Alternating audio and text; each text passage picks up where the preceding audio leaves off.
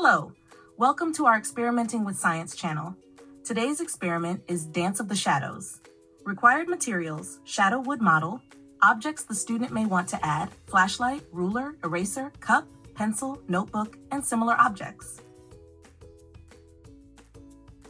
Now we are taking out the parts from inside it.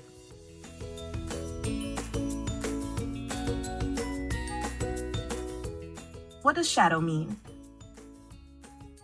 A shadow represents the dark area created by the blocking of light due to an object relative to the light source, and it is usually related to the position of the object.